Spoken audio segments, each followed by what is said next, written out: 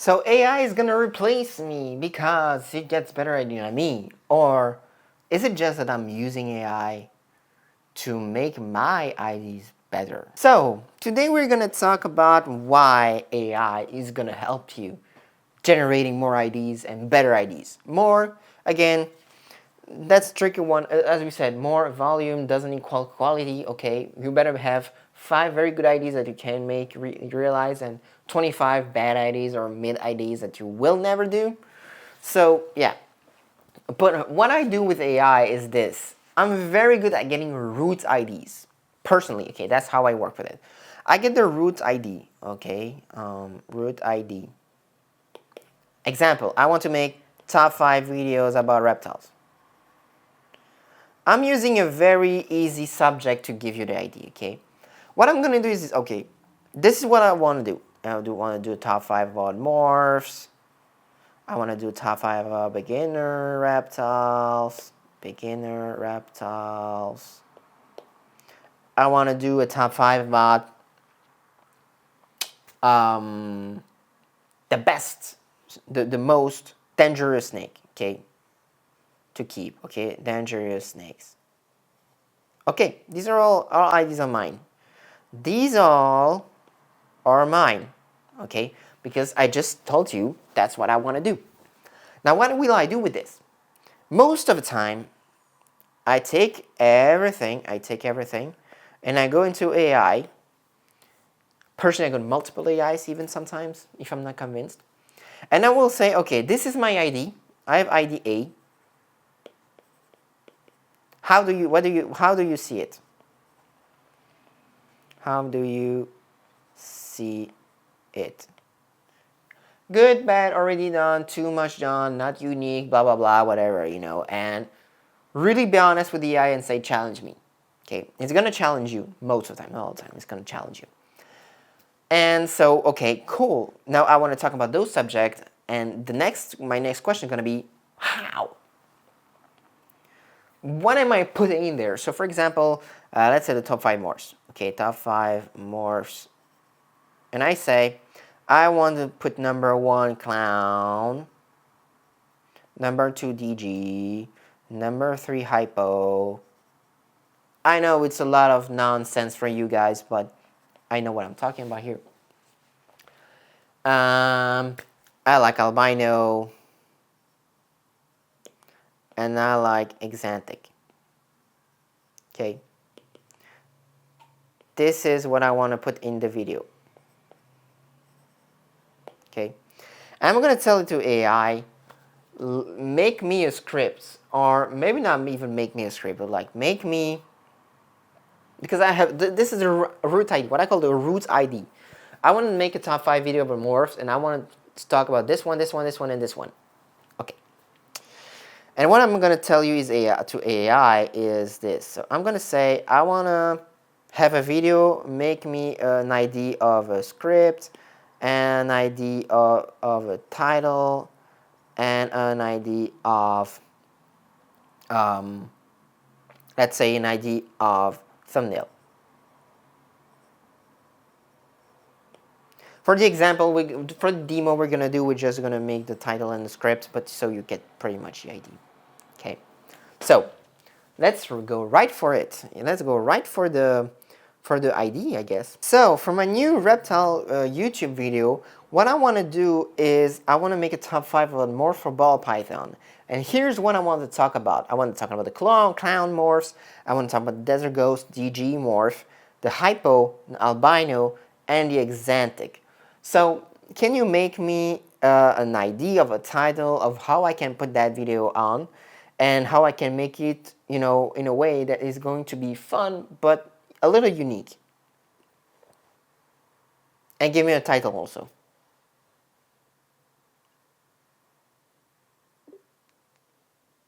That's a great selection of morphs. For a fun, unique title, how about Top 5 Ball Python Morphs that are royal beauty? Or maybe my Top 5 Ball Python Morphs that will make you hiss with joy. Is there a specific vibe you're going for? Like super funny or more intriguing? Let me know. So I would like to go more on on a way that is going to be educative and gonna have people, more interested about those morphs. Gotcha. For an educational and interesting title, you could try something like Decoding the Genetics, My Top 5 Ball Python Morphs Explained. Or perhaps Beyond the Pattern, 5 Ball Python Morphs That Changed the Game. Would you prefer it to focus more on genetics, their history, or something else? More on the genetics part, but also what I wanted you to do is tell me what can I say for each of those morphs and how I can make it a unique video. You don't need to make the whole script, but just give the, like, I don't know, 2 IDs per morph.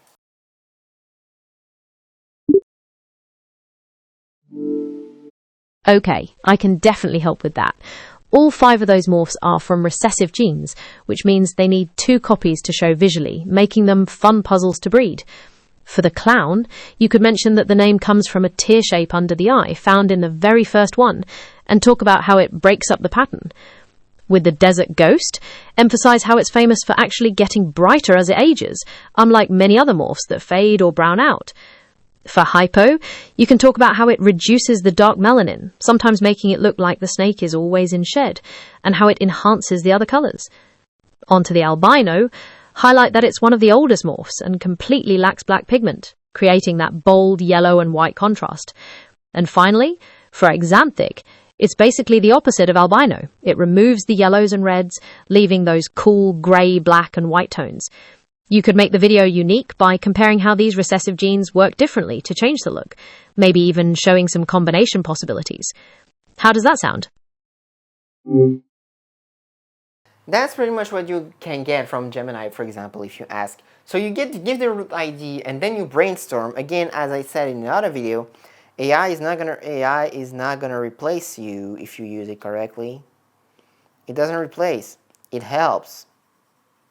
So the goal here, for example, to show you, how it helps. It brainstorms, it gives you information, gives you info. Now, obviously, sometimes when it's a little niche, you better go and watch for those information, because sometimes it get fake. It's fake ass generated, or sometimes it's just like hallucination, or just a mix of real info that are basically not true. So for example, the thing of saying, I know most people don't know that, and for example, I'm gonna give you an idea. A ball python is gonna be between 3 and 5 feet on average, but AI, because I don't know, I've never seen that from AI, but like, let's say you will say, hey, what is the maximum length of the ball python? What is the length of the ball python? And because you have localities, for example, that are growing 6-7 foot long, it's going to say the average size of a ball python can reach 7 foot long. But it's going to be 1 out of 100,000 that are going to reach that size, where basically most of them are going to be between 3 and 5 foot, basically. So it's going to mix up IDs. Instead of telling you, it's gonna be between 3 and 5 foot is, and with maximum length reaching 7 foot for some localities like the Volta one, blah blah blah. Instead of giving you that whole information, it's just gonna tell you, these can be reached this size. But if you're looking for the information, you look for a small snake, for example, and it says it's gonna go to 7 foot long, which is 2 meter 10. You're gonna be like, that's not a small snake that I'm looking for. But it should be. Normally it's your snake, but because AI just always needs something, it's not your ID anymore. So you just always, that's a little trick for me here. I know everyone tells you, but I'm going to tell you again, make sure, verify the information.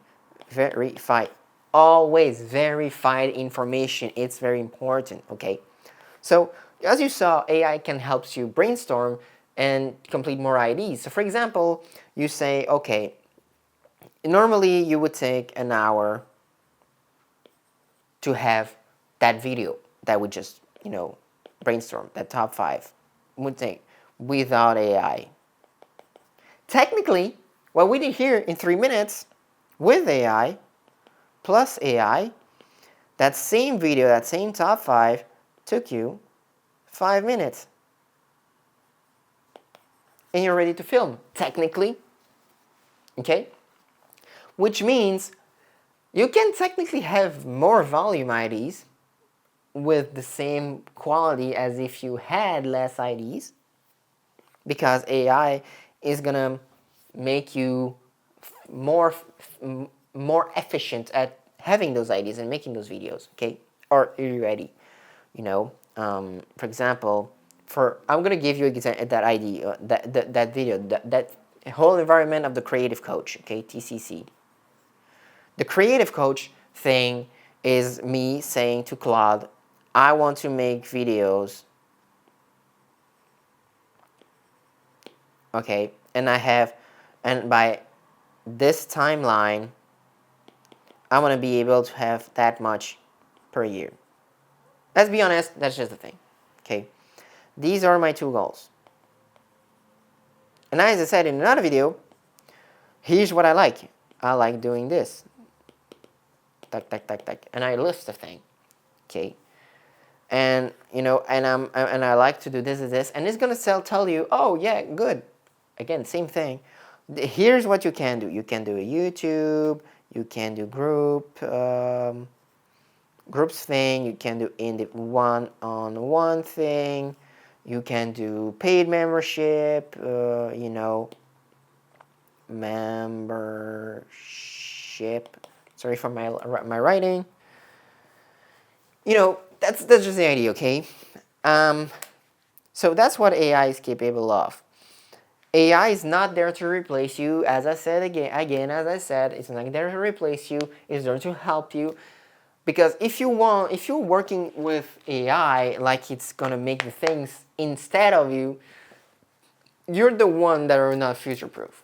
And you're not the creative one, you're just the clone. Where basically, if you go with an ID, and brainstorm that idea with AI, that's where you get creative, because it's gonna tell you what is possible, what is not, how you can do this, how you can do that, what you think about it, blah, blah.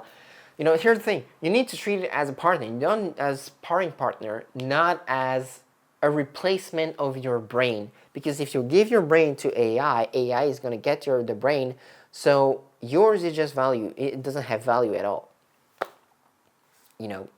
That's pretty much the thing.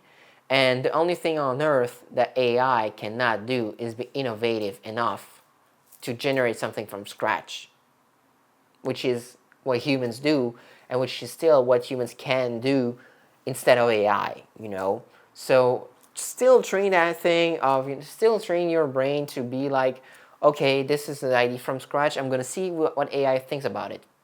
Good, bad, whatever, and then we see.